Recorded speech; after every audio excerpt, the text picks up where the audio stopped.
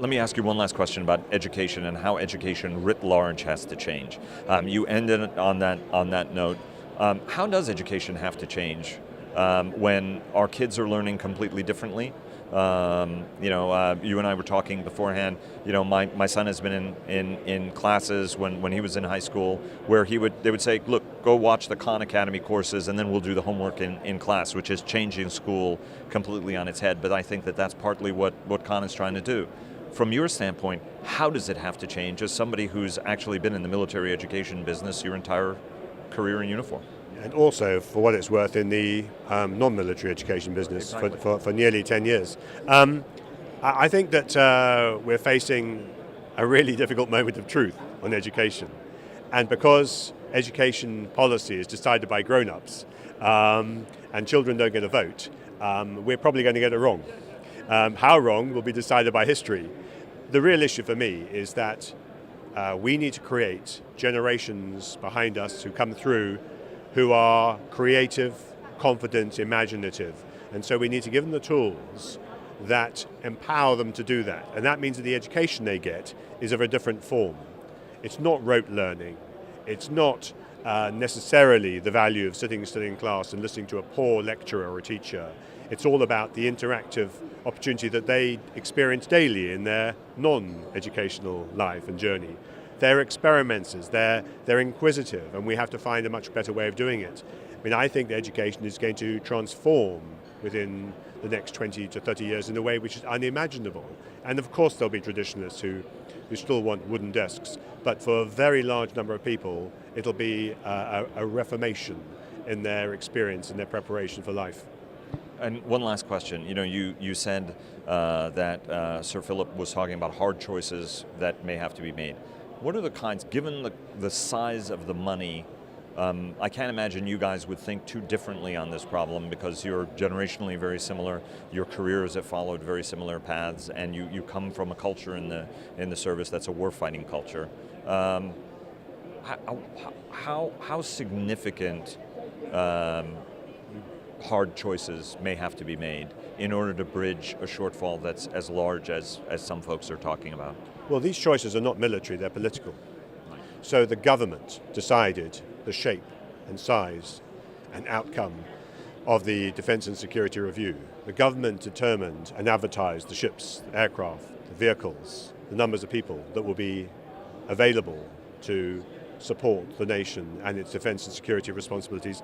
The government has to decide what it's going to do about the current problem. And that is a political responsibility. There's absolutely no point in trying to transfer that responsibility back to the guys who run the services and say, oh, we sorry, we can't populate what we said we would. Can you help us somehow? Can you make cuts?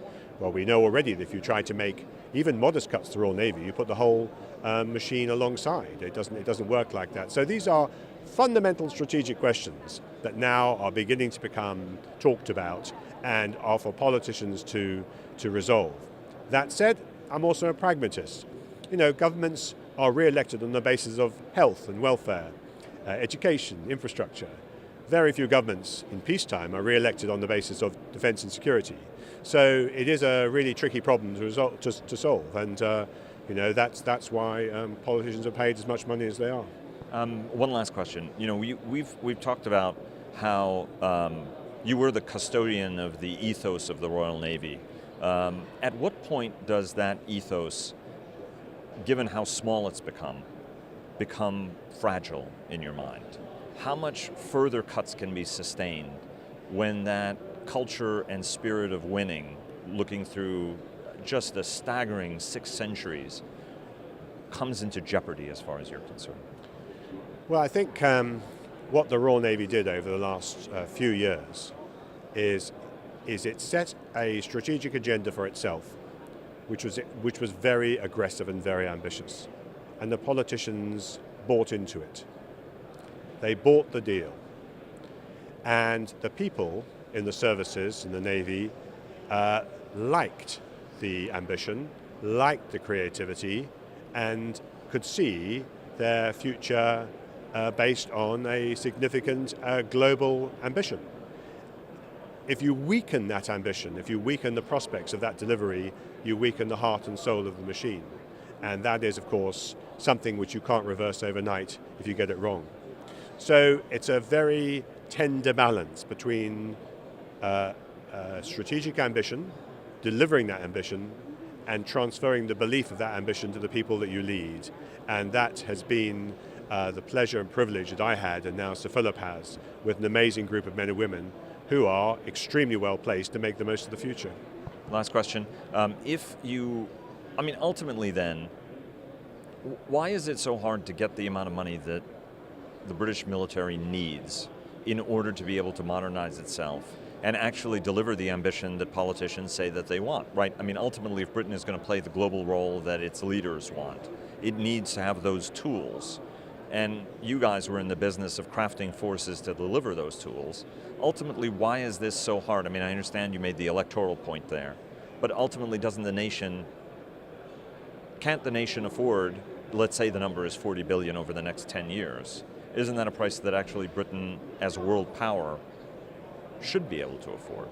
Well, that's a political question, as I've already said to you about 3 times. But I don't blame you for asking me, Margot.